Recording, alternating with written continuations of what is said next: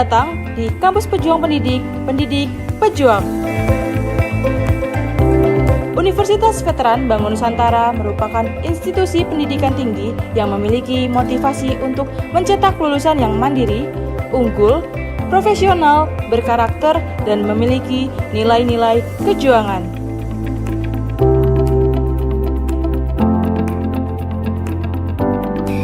Saya Rektor Universitas Veteran Bank Nusantara, Profesor Dr. Farida Nugrahani, Magister Humaniora. Misi Universitas Veteran Bank Nusantara adalah terwujudnya universitas yang unggul, berkarakter, mandiri, dan memiliki nilai-nilai kejuangan.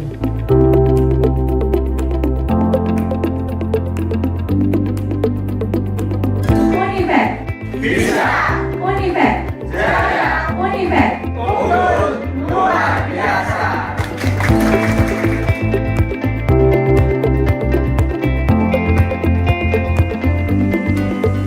Kampus Universitas Veteran Bank Nusantara terdiri dari 6 fakultas unggulan dan 1 program pasca sarjana. Univet Bantara memiliki peringkat ke-97 antar perguruan tinggi se-Indonesia, dilansir melalui website EduRank. Assalamualaikum warahmatullahi wabarakatuh. Perkenalkan, saya Ratining Indawardani, mahasiswi pendidikan profesi guru, program studi Agriteknologi Pengolahan Hasil Pertanian Universitas Veteran Bangun Nusantara Sukoharjo, akan mempresentasikan refleksi pengalaman belajar dan desain inovasi pembelajaran yang dibimbing oleh Ibu Dr. Anda Nur Rohimah Hanik, MP. Adapun alur pembahasan pada presentasi seminar ini dimulai dari yang pertama, identifikasi diri, yang kedua, refleksi pengalaman belajar, yang ketiga, desain inovasi pembelajaran, dan yang terakhir yaitu rencana tindak lanjut. Pembahasan pertama, identifikasi diri, di mana visi pribadi untuk pendidikan di Indonesia. Saya ingin mewujudkan pendidikan yang bermakna, inklusif, dan berpusat pada peserta didik, khususnya dalam konteks pertanian. Setiap peserta didik harus diberi kesempatan belajar sesuai dengan potensi dan minatnya, agar mampu menerapkan ilmu secara nyata dalam kehidupan, terutama di sektor pertanian yang menjadi kekuatan lokal. Melalui pembelajaran berdiferensiasi, kreatif, dan kontekstual, saya ingin mendorong lahirnya generasi muda yang mandiri, inovatif, dan siap menjawab tantangan masa depan dengan solusi berbasis potensi daerahnya. Selanjutnya, visi pribadi sebagai calon guru. Saya sebagai calon guru berkomitmen untuk menciptakan pembelajaran yang inspiratif, adaptif, dan relevan dengan kehidupan nyata, terutama di bidang pertanian. Saya ingin memanfaatkan teknologi dan pendekatan kontekstual agar peserta didik tidak hanya memiliki keterampilan abad ke-21 seperti berpikir kritis, kreatif, dan kolaboratif, tetapi juga mampu mengaplikasikan pengetahuan mereka dalam menciptakan solusi berbasis potensi lokal dan siap berkontribusi positif di masyarakat. Berdasarkan visi yang sudah saya sampaikan sebelumnya, hal yang akan saya lakukan untuk mencapai visi tersebut yang pertama, menerapkan pembelajaran berbasis proyek atau project-based learning dengan produk hasil pertanian sebagai media belajar kewirausahaan. Yang kedua, menerapkan pembelajaran berdiferensiasi sesuai potensi, minat, dan latar belakang peserta didik. Yang ketiga, menggunakan teknologi sederhana untuk mendukung proses pembelajaran, produksi, desain dan pemasaran hasil karya peserta didik. Yang keempat, melatih keterampilan abad ke-21 yang terdiri dari kolaborasi, kreativitas, berpikir kritis, dan komunikasi. Dan yang terakhir, mengembangkan potensi dan minat peserta didik untuk menciptakan produk inovatif dari komoditas lokal. Pembahasan selanjutnya yaitu refleksi pengalaman belajar selama mengikuti pendidikan profesi guru. Di semester 1, saya telah mempelajari terkait mata kuliah Filosofi Pendidikan Indonesia, inovasi kejuruan, yang ketiga pemahaman tentang peserta didik dan pembelajarannya, yang keempat pembelajaran berdiferensiasi, yang kelima yaitu praktik pengalaman lapangan atau PPL 1, dan yang terakhir yaitu prinsip pengajaran dan asesmen 1. Sedangkan untuk di semester 2, saya mempelajari terkait prinsip pengajaran dan asesmen 2, pembelajaran sosial emosional, praktik pengalaman lapangan 2, proyek kepemimpinan, dan yang terakhir yaitu pendidikan kewirausahaan. Berdasarkan refleksi pengalaman belajar yang sudah dilakukan, saya memilih pengalaman belajar yang bermakna bagi saya, yaitu pada mata kuliah Pendidikan Kewirausahaan. Pada topik 1 terkait pembelajaran wirausaha melalui Project Based Learning, dan topik 2 terkait wirausaha menggunakan teknologi. Mengapa mata kuliah Pendidikan Kewirausahaan menjadi pengalaman belajar yang paling bermakna bagi saya? Karena melalui mata kuliah ini saya belajar bahwa pembelajaran kewirausahaan akan lebih bermakna jika dilakukan dengan pendekatan project based learning yang mendorong peserta didik, khususnya peserta didik SMK, untuk menghasilkan produk nyata, mengasah kreativitas, kerjasama, dan juga tanggung jawab. Selain itu, pentingnya pemanfaatan teknologi dalam wirausaha juga menjadi fokus, mulai dari proses produksi, desain kemasan, pemasaran digital, hingga analisis pasar. Sebagai calon guru SMK, saya merasa terbantu oleh mata kuliah ini dalam mempersiapkan diri menjadi pendidik yang mampu merancang pembelajaran kontekstual dan inovatif, serta menumbuhkan jiwa kewirausahaan peserta didik yang relevan dengan tuntutan abad 21 dan kebutuhan dunia usaha serta industri. Berikut merupakan artefak-artefak pembelajaran yang dapat saya jadikan bukti dukung hasil refleksi pengalaman belajar saya. Di antaranya, yang pertama yaitu topik 2 eksplorasi konsep, yang kedua yaitu topik 2 ruang kolaborasi, dan yang ketiga yaitu topik 3 koneksi antar materi. Terkait artefak yang sudah saya cantumkan dapat dilihat dengan men-scan barcode yang sudah tertera. Selanjutnya, alasan pemilihan artefak. Yang pertama yaitu topik 2 eksplorasi konsep. Saya memilih artefak ini karena menunjukkan gambaran bahwa PJBL mampu menumbuhkan minat dan mindset wirausaha peserta didik seperti kemandirian, tanggung jawab, dan kreativitas melalui pengalaman langsung, baik secara individu maupun kelompok.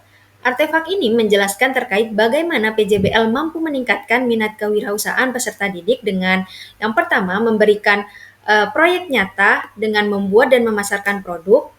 Yang kedua, mendorong kreativitas dan inovasi, di mana membebaskan memilih proyek usaha sesuai dengan minatnya. Yang ketiga, menggunakan studi kasus dan role model. Yang keempat, membangun kolaborasi dan kerja tim, di mana dengan mengembangkan keterampilan kerjasama, komunikasi, dan juga kepemimpinan. Yang kelima, membantu mengembangkan keterampilan praktis bagi peserta didik. Alasan pemilihan artefak yang kedua yaitu topik 2 ruang kolaborasi, di mana saya memilih artefak ini karena memberikan gambaran konkret bagaimana project based learning dapat meningkatkan minat berwirausaha peserta didik melalui proyek nyata, kolaboratif, dan kontekstual. PJBL memberi ruang bagi peserta didik untuk berkreasi, mengambil keputusan, dan belajar langsung dari pengalaman usaha, sehingga mereka lebih siap dalam menghadapi tantangan dunia kerja dan juga wirausaha. Selanjutnya, alasan pemilihan artefak yang ketiga yaitu pada topik 3 koneksi antar materi. Saya memilih artefak ini karena penerapan teknologi dalam wirausaha sangat penting bagi peserta didik SMK. Teknologi memberikan mereka akses ke berbagai peluang bisnis dan juga pasar sesuai dengan keahlian seperti pemasaran produk pertanian, desain grafis, bisnis online, dan jasa digital. Platform digital dan aplikasi seperti media sosial dan perangkat desain membantu dalam mengatasi tantangan modal terbatas, persaingan, dan manajemen keuangan serta meningkatkan efisiensi dan kreativitas wirausaha. Pembahasan selanjutnya yaitu desain inovasi pembelajaran yang terdiri dari latar belakang, kaitan mata kuliah yang bermakna dengan desain inovasi pembelajaran, dan yang terakhir desain inovasi pembelajaran yang telah dibuat.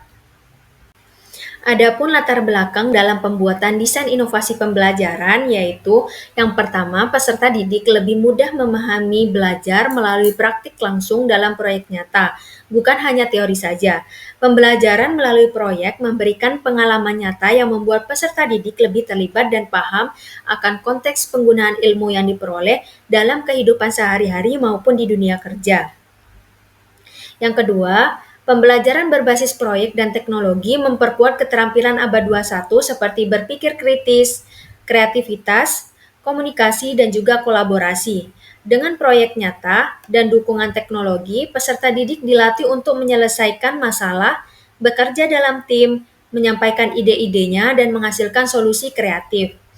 Yang ketiga, Peserta didik memiliki keterampilan teknis, namun belum terasa dalam berpikir kreatif, inovatif, dan juga mandiri secara wirausaha.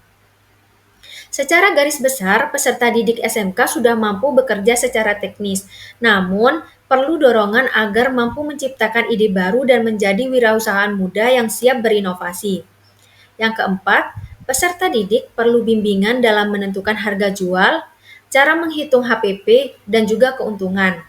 Pembelajaran harus mencakup aspek manajerial seperti perhitungan harga pokok produksi atau HPP, agar peserta didik memahami bagaimana dalam menetapkan harga yang tepat dan memperoleh keuntungan serta terlatih untuk memperhitungkan usahanya. Yang kelima, peserta didik masih ragu dan malu dalam memasarkan produknya karena belum memahami pentingnya desain kemasan, branding, dan promosi digital serta pemanfaatannya. Oleh karena itu, perlu ditanamkan pentingnya kemasan menarik dan strategi pemasaran digital sederhana agar peserta didik percaya dalam menjual produknya, misalnya dapat melalui WhatsApp atau media sosial lainnya. Dan yang terakhir, peserta didik lebih mudah memahami konsep melalui pembelajaran yang visual, audio, dan juga memberikan gambaran nyata. Penggunaan media seperti video tersebut dapat membantu peserta didik memahami materi dengan lebih cepat dan memberikan gambaran nyata yang relevan dengan kehidupan mereka maupun dalam skala industri. Selanjutnya, kaitan mata kuliah yang bermakna dengan desain inovasi pembelajaran. Melalui mata kuliah pendidikan kewirausahaan, saya memahami pentingnya dalam menumbuhkan semangat berwirausaha sejak dini kepada peserta didik, terutama di SMK. Mata kuliah ini memberikan wawasan baru bagi saya terhadap desain inovasi pembelajaran yang menggabungkan antara project-based learning dengan praktik wirausaha nyata. Saya jadi lebih memahami bagaimana pembelajaran dapat dikemas kontekstual dan bermakna. Selain itu, project-based learning dan penggunaan teknologi dalam kewirausahaan memberi gambaran saya terkait bagaimana peserta didik dapat belajar melalui praktik langsung, seperti merancang produk, kegiatan produksi, membuat desain kemasan, menetapkan harga jual, dan melakukan pemasaran digital. Dengan pendekatan ini, peserta didik tidak hanya belajar tentang wirausaha saja melalui teori, melainkan juga terbiasa berpikir solutif dan kreatif dalam menghadapi tantangan usaha. Berikut merupakan desain inovasi pembelajaran yang telah saya buat. Yang pertama, menggunakan model Project Based Learning atau PJBL dalam pembelajaran yang terintegrasi kewirausahaan. Yang kedua, mendesain label kemasan produk menggunakan aplikasi Canva agar produk lebih menarik dan profesional. Yang ketiga, pemasaran produk berbasis teknologi digital marketing sederhana. Yang keempat, bahan ajar terintegrasi visual, audio, dan teks untuk pembelajaran efektif. Dan yang terakhir yaitu lembar kerja peserta didik dengan Project Based Learning atau PJBL. Berikut merupakan modul ajar yang sudah saya rancang dan diterapkan di SMK Negeri 2 Sukoharjo disusun pada tahun 2025, program keahlian usaha pertanian terpadu, mata pelajaran proyek kreatif kewirausahaan atau PKK dengan elemen kegiatan produksi. Terkait subelemen pengolahan makanan dari bahan hewani berbasis susu dengan teknik fermentasi. Diterapkan di kelas 11 fase F dengan alokasi waktu 2 pertemuan 10 kali 45 menit. Model yang digunakan yaitu Project Based Learning. Terkait modul yang sudah saya buat dapat diakses dalam barcode yang sudah tertera. Selanjutnya, desain inovasi pembelajaran dengan Project Based Learning untuk melatih wirausaha tentu saja memiliki kelebihan dan juga kelemahan dalam pengimplementasiannya. Untuk kelebihannya, yang pertama, meningkatkan kreativitas dan kemampuan problem solving melalui pengalaman nyata, melatih peserta didik berpikir wirausaha sejak proses produksi hingga pemasaran. Yang ketiga, mengembangkan keterampilan kolaborasi dan tanggung jawab tim. Dan yang terakhir yaitu mengintegrasikan teknologi seperti Canva dan WhatsApp untuk desain dan promosi. Sedangkan kelemahannya yaitu tidak semua peserta didik percaya diri dalam memasarkan produknya. Yang kedua, keterbatasan alat dan bahan dapat menghambat pelaksanaan proyek. Selanjutnya, membutuhkan waktu dan pendampingan yang lebih intensif dari guru. Dan yang terakhir yaitu evaluasi hasil belajar lebih kompleks karena membutuhkan instrumen yang jelas. Berikut merupakan kegiatan pembelajaran dengan menggunakan model Project Based Learning yang terintegrasi kewirausahaan, di mana kegiatannya diawali dengan menentukan pertanyaan mendasar, yang kedua membuat desain perencanaan proyek, yang ketiga menyusun jadwal proyek, yang keempat monitoring dan kemajuan proyek, yang kelima menguji hasil proyek, dan yang terakhir yaitu evaluasi dan refleksi. Kegiatan PJBL yang dilakukan yaitu dengan mengolah bahan hewani susu dengan difermentasi untuk menjadi yogurt. Selain itu juga dijelaskan terkait perhitungan HPP dan penentuan harga jual produk. Sehingga kegiatan produksi tersebut tidak hanya berhenti di produksi saja, melainkan dilakukan penjualan produk nyata sehingga peserta didik mengalami proses wirausaha secara utuh. Penerapan project-based learning dalam pengolahan bahan hewani, khususnya susu menjadi yogurt, bertujuan untuk mengaitkan pembelajaran teori dengan praktik nyata di lapangan. Peserta didik tidak hanya mempelajari konsep pengolahan pangan saja, tetapi juga terlibat langsung dalam setiap tahapan proses produksi, mulai dari perencanaan, pengolahan, pengemasan, hingga pemasaran. Proyek ini memberikan pengalaman langsung yang memperkuat keterampilan abad ke-21 seperti berpikir kritis, kreatif, kolaboratif, dan juga komunikatif. Selain itu, pengolahan susu menjadi yogurt juga memperkenalkan peserta didik pada wirausaha berbasis potensi lokal, serta menumbuhkan kesadaran akan pentingnya higienitas, inovasi produk, dan strategi pemasaran digital sederhana. Dengan demikian, pembelajaran menjadi lebih bermakna, aplikatif, dan juga mempersiapkan peserta didik untuk mandiri serta siap bersaing di dunia kerja maupun usaha. Berikut merupakan dokumentasi kegiatan PJBL dalam pembuatan yogurt yang diawali dengan kegiatan aseptis diri, lalu sterilisasi alat, dilanjutkan dengan pasteurisasi susu, lalu fermentasi, dan diakhiri dengan penambahan esen atau perisa. Berikut merupakan penerapan PJBL dalam pembuatan yogurt di SMKN 2 Sukoharjo fase F sebagai pengolahan makanan dari bahan hewani berbasis susu dengan teknik fermentasi. So don't ask that question, hey, this is my only fear, to be become beautiful people, top design clothes, front row fashion shows, what you do and who you know, inside the world, beautiful people. Selanjutnya, wirausaha kreatif berbasis teknologi dengan menggunakan Canva untuk mendesain kemasan. Kelebihannya diantaranya mendorong kreativitas dan inovasi peserta didik dalam membuat kemasan produk, meningkatkan daya tarik produk melalui desain kemasan yang profesional, dan yang terakhir mudah digunakan sehingga cocok untuk pemula. Adapun kekurangannya, yang pertama, ketergantungan pada koneksi internet dan perangkat sehingga tidak bisa digunakan secara offline. Yang kedua, keterbatasan fitur gratis, fitur premium hanya bisa diakses dengan langganan. Dan yang terakhir, kurang cocok untuk didesain sangat kompleks atau teknis. Berikut merupakan hasil dari pembuatan desain label kemasan yang dilakukan oleh peserta didik dengan menggunakan Canva. Adapun isi dari label kemasan tersebut, diantaranya ada nama produk, daftar bahan yang digunakan atau komposisi, berat bersih atau isi bersihnya, nama dan alamat pihak yang memproduksi, dan terakhir tanggal, bulan, dan tahun produksinya. Wirausaha kreatif berbasis teknologi selanjutnya yaitu terkait pemasaran produk berbasis teknologi digital marketing sederhana.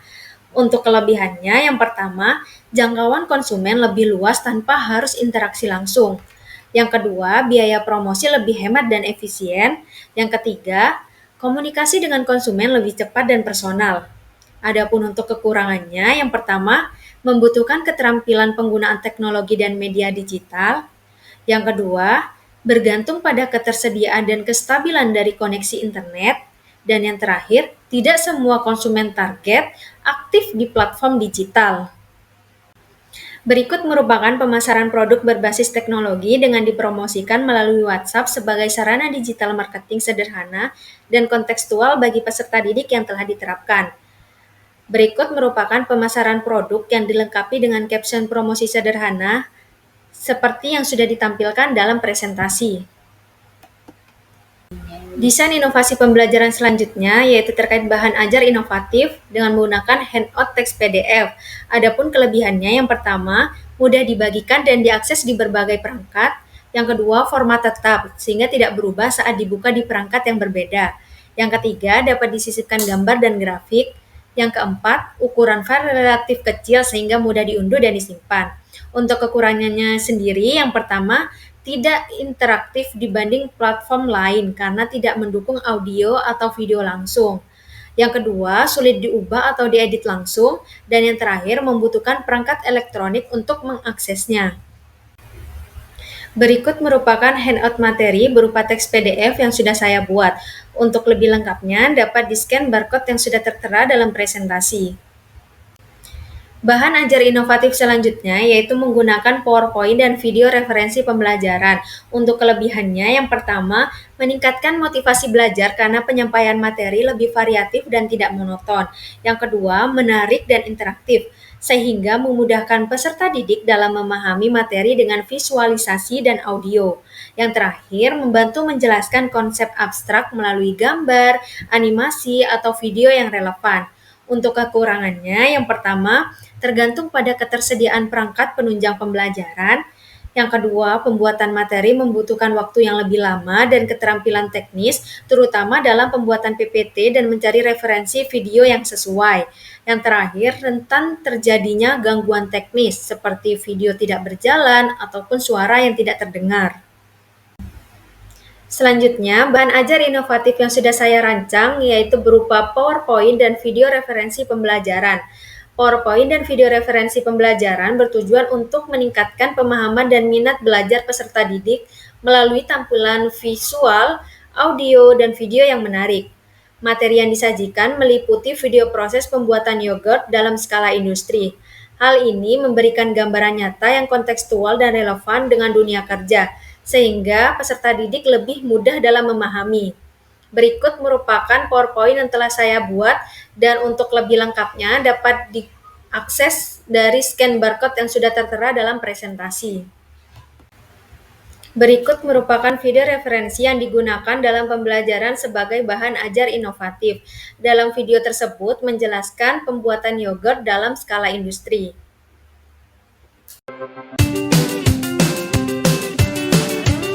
Ini dia salah satu makanan fermentasi yang akrab buat orang Indonesia, yogurt. Yogurt dibuat dari susu sapi yang difermentasi, sehingga membuat teksturnya berubah menjadi kental. Nah, proses fermentasi ini juga menghasilkan bakteri probiotik yang sangat baik untuk kesehatan sistem pencernaan dan juga bermanfaat untuk memperkuat daya tahan tubuh. Nah, sekarang ada banyak macam jenis yogurt, mulai dari creamy yogurt sampai yogurt drink bercita rasa manis yang dilengkapi dengan kandungan serat dari sayur dan buah kayak gini. Ini tangki susu sebagai bahan utama yogurt yang bisa menampung sampai 8.000 liter. Setiap hari susu dipindah ke dalam pabrik untuk diolah. Nah, sebelum diolah, susunya wajib melewati tes kualitas di laboratorium. Kalau warna susu berubah menjadi peach kayak oranye muda gitu, berarti kualitas susu bagus. Tapi kalau jadi merah, kualitas susu nggak bagus dan nggak boleh diminum. Susu yang lolos uji bisa langsung dipanaskan deh.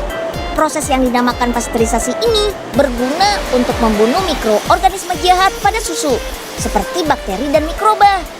Baru deh, simpan susu pada suhu minimal 4 derajat Celcius dan maksimal 10 derajat Celcius.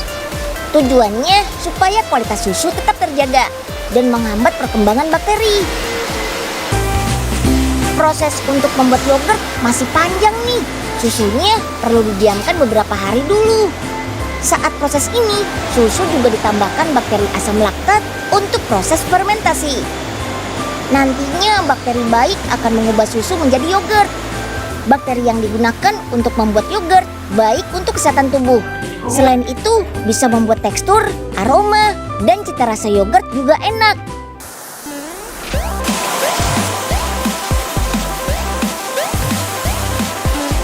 Yogurt yang dibuat khusus anak-anak ini nggak pakai pengawet dan dilengkapi sama nutrisi dari sayur dan buah. Manfaat yogurt buah dan sayur ini jadi lebih bagus daripada yogurt biasa. Minum 1 kotak setiap hari. Desain inovasi pembelajaran selanjutnya yaitu LKPD dengan PJBL. Untuk kelebihannya, mampu meningkatkan motivasi dan rasa tanggung jawab peserta didik, meningkatkan keterampilan abad 21 yang meliputi 4C, critical thinking, communication, collaboration, dan creativity. Dan yang terakhir, membuat pembelajaran lebih bermakna dan kontekstual. Adapun untuk kekurangannya, yang pertama, membutuhkan waktu pelaksanaan yang lebih panjang, memerlukan fasilitas, alat, dan bahan yang memadai, dan penilaian lebih kompleks, sehingga harus menilai proses, produk, dan juga sikap. Berikut merupakan LKPD yang disesuaikan dengan PJBL. Untuk lebih lengkapnya, dapat diakses melalui scan barcode yang sudah tertera di presentasi. Pembahasan selanjutnya yaitu refleksi pengalaman PPG. Saya menyadari dengan mengikuti PPG dapat menambah wawasan dan memperluas cara pandang saya dalam merancang pembelajaran yang efektif, inovatif, dan sesuai dengan kebutuhan peserta didik. Yang kedua, dengan pendekatan project-based learning efektif untuk diterapkan di SMK karena mampu mendorong kemandirian serta tanggung jawab peserta didik. Yang ketiga, pembelajaran yang berpusat pada peserta didik mendorong mereka lebih aktif, percaya diri, dan bertanggung jawab dalam belajar. Yang keempat, teknologi seperti penambahan PowerPoint, video pembelajaran, dan handout berupa PDF yang berisikan gambar serta bacaan dapat digunakan untuk meningkatkan motivasi serta pemahaman materi dari peserta didik. Yang terakhir, yaitu saya termotivasi untuk menjadi guru yang terus belajar, reflektif, dan adaptif demi mendukung perkembangan peserta didik dan juga kemajuan dari pendidikan. Pembahasan yang terakhir yaitu rencana tindak lanjut. Yang pertama, memberikan bimbingan peserta didik dalam promosi digital melalui WhatsApp, Instagram, Facebook, ataupun marketplace Shopee untuk menunjang kemampuan dari peserta didik. Yang kedua, mendorong peserta didik untuk mengasah ide kreatif proyeknya dengan memanfaatkan potensi lokal yang ada di sekitarnya. Yang ketiga, mendorong peserta didik untuk membuat konten digital promosi produk sebagai bagian dari proyek PJBL, seperti dalam pembuatan konten promosi sederhana melalui CapCut. Yang keempat, yaitu mengajarkan perhitungan HPP secara lebih kompleks termasuk biaya tetap dan biaya variabel. Yang terakhir yaitu mengadakan sesi evaluasi proyek dengan refleksi, apa yang berhasil, apa yang bisa ditingkatkan, dan juga rencana keberlanjutan usahanya. Sekian presentasi seminar PPG yang telah saya sampaikan terkait refleksi pengalaman belajar dan desain inovasi pembelajaran. Semoga dapat memberikan manfaat dan menjadi inspirasi dalam penerapan pembelajaran berbasis proyek yang kreatif, kontekstual, dan berorientasi pada penguatan jiwa kewirausahaan peserta didik. Mohon maaf apabila ada kesalahan kata. Terima kasih atas perhatiannya. Wassalamualaikum warahmatullahi wabarakatuh.